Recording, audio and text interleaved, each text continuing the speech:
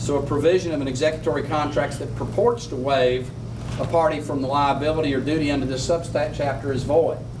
The statute says that, so you can't get around it by just simply having the tenant agree. Can't tell you how often I have brokers, real estate brokers, call me up and they say, I don't understand.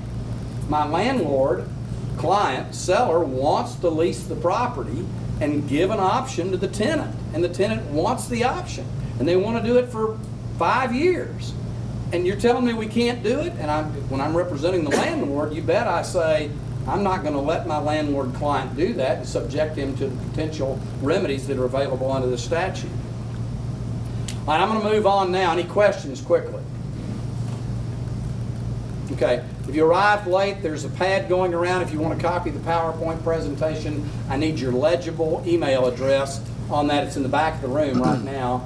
I've also got business cards at the front. If you choose to email me or send me a text message, my email address is texaslaw@email.com. But I found when I tell people if they send me an email that they forget when they leave. You know, unless you've got your iPhone with you right now and you can send me an email, then I'm glad to get it to you. Yes, sir. Are you going to talk about rent to own versus the lease option to own? There's no difference. Rent to own is a lease with an option.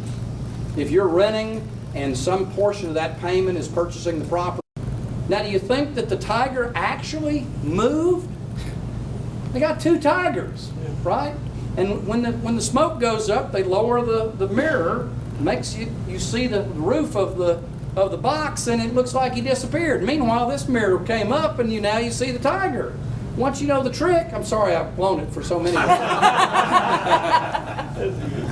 But the next time you see the trick, I mean, you're not impressed. So the problem is, if you know the trick of the land trust, it doesn't fool anybody.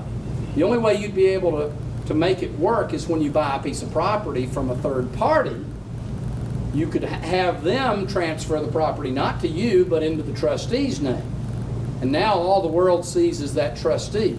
But you better get pretty good liability insurance, and you better decide that you're willing to commit yourself to defending that trustee if he's sued. Because any savvy trustee is going to require that the person who's going to put property in his name to hold for the benefit of somebody is going to have to agree to defend him and indemnify him and hold him harmless in the event that he's sued.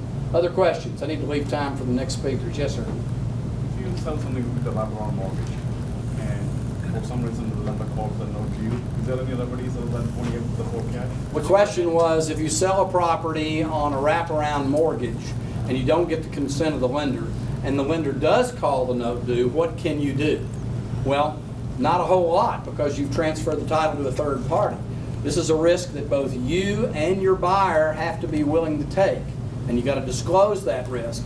All of us take risks every single day. We drove here, and we decided to take the risks that were involved in being out on 114, which were significant, but we thought that the benefits of coming to hear me were going to be much better than the risks that you had. So anyway, with that, I'm going to turn the floor over to John so he can move to the next speaker.